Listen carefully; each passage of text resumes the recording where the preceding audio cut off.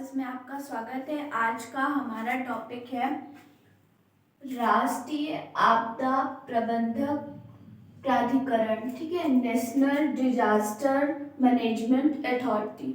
ठीक, अब ये इसकी स्थापना कब हुई थी इसके बारे में हम लोग जानते हैं। NDMA को 2006 अधिनियम के द्वारा बनाया गया है। ठीक है, जो राष्ट्रीय आपदा प्रबंधन प्राधिकरण है इसको जो है 2006 अधिनियम के द्वारा बनाया गया। इसका मतलब यह एक सांविधिक निकाय है। ठीक है, इसको अधिनियम के माध्यम से बनाया गया था।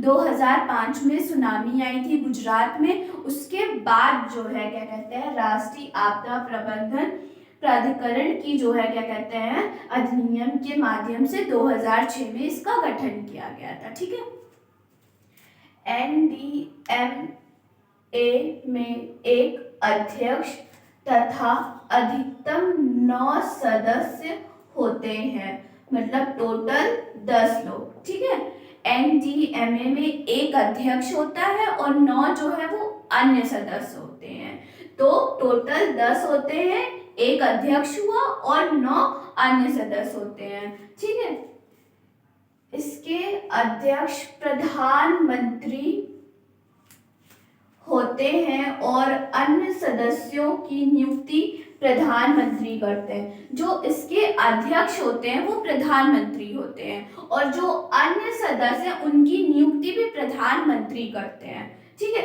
तो NDMA में जो अध्यक्ष होता है, जो एक अध्यक्ष होता है वो प्रधानमंत्री होता है और जो अन्य सदस्य होते हैं वो प्रधानमंत्री के द्वारा इनकी नियुक्ति होती है।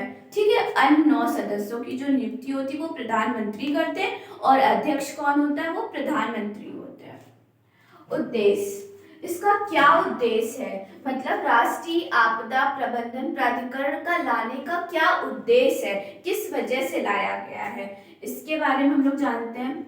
जानकारी, नवाचार तथा शिक्षा के माध्यम से रोकथाम तैयारी को बढ़ावा देती है। जो इसका उद्देश्य है जानकारी, नवाचार तथा शिक्षा के माध्यम से रोकथाम तैयारी को बढ़ावा देती है। कौन?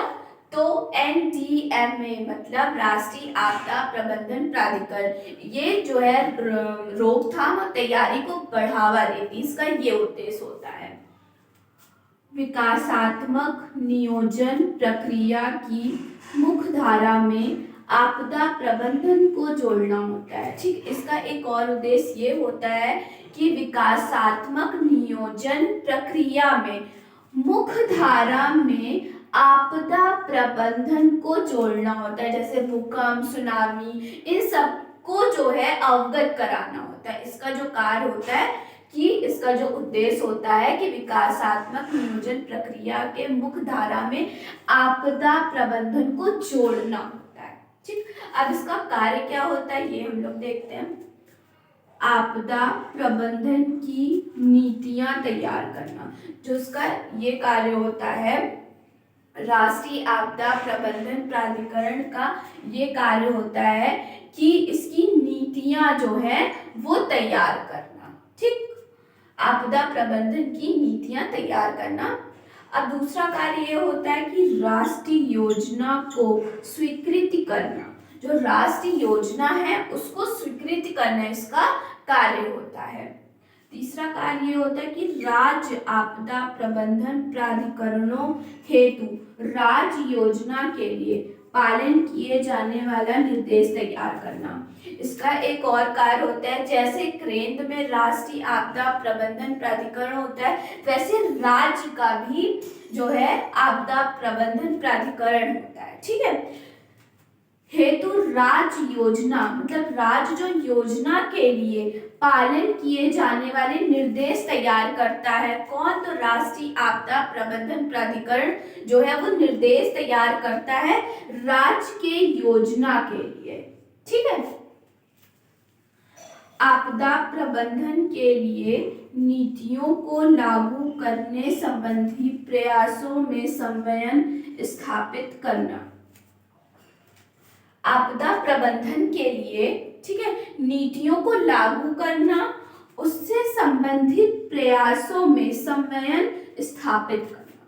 ठीक, आपदा प्रबंधन के लिए जो नीतियां हैं उनको लागू करना और उससे जो संबंधित प्रयास है उनको उसमें समन्वय स्थापित करना, इसका कार्य होता है राष्ट्रीय आपदा प्रबंधन प्राधिकरण का। ठीक है, अगला कार्य हम लोग देखते हैं।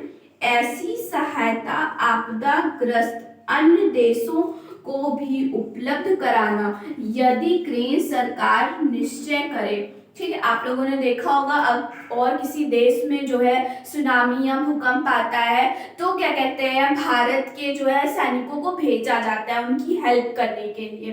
ठीक है, अगर यदि केंद्र सरकार निश्चय करे तो प्रधानमंत्री जो है सैनिकों को वह अन्य देशों में भेजता है जहां भूकंप, सुनामी या कुछ भी होता है आपदा प्रबंधन से संबंधित, तो वहां प्रधानमंत्री भारत के सैनिकों को भेजता है उनकी हेल्प कराने के लिए, केंद्र सरकार जब इजाजत देती है तब। ठीक है, तो ऐसी सहायता आपदाग्रस्त अन्य देशों को भी उपलब्ध कराना, इसका कार्य होता है राष्ट्रीय आपदा प्रबंधन प्राधिकरण का, यदि केंद्र सरकार निश्चय करती है तब। अगला कार्य होता है कि राष्ट्रीय आपदा प्रबंधन संस्थान को चलाने के लिए व्यापक नीतियां एवं दिशा निर्देश निर्धारित करती है। इसका एक और कार्य ये होता है कि जो राष्ट्रीय आपदा प्रबंधन संस्थान को चलाने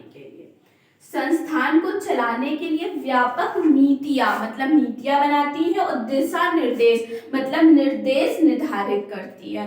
कौन? तो राष्ट्रीय आपदा जो है प्रबंधन प्राधिकरण। ठीक है, जैसे क्या कहते हैं केंद्र में राष्ट्रीय आपदा प्रबंधन प्राधिकरण होता है, वैसे स्टेट में भी होता है, तो स्टेट डिजास्टर मैनेजमेंट अथॉरिटी। ठीक है, इसमें भी एक अध्यक्ष होता है, 9 अन्य सदस्य होते हैं। यहाँ पे क्या कहते हैं, जो अध्यक्ष होता है वो प्रधानमंत्री होता है, यहाँ पे जो अध्यक्ष होता है वो मुख्यमंत्री होता है। जैसे यहाँ पे प्रधानमंत्री अन्य सदस्यों की नियुक्ति करता है, वैसे यहाँ स्टेट में जो है क्या कहते हैं मुख्यमंत्री अन्य सदस्यों की नियुक्ति करता है। तो स्टेट डिजास्टर मैनेजमेंट अथॉरिटी, इसमें एक अध्यक्ष होता है और वो अध्यक्ष मुख्यमंत्री होता है और 9 अन्य सदस्य होते हैं, और इन 9 अन्य सदस्यों की जो नियुक्ति होता है वो मुख्यमंत्री करता है। यहाँ पे प्रधानमंत्री होता है और प्रधानमंत्री अन्य सदस्यों की नियुक्ति करता है।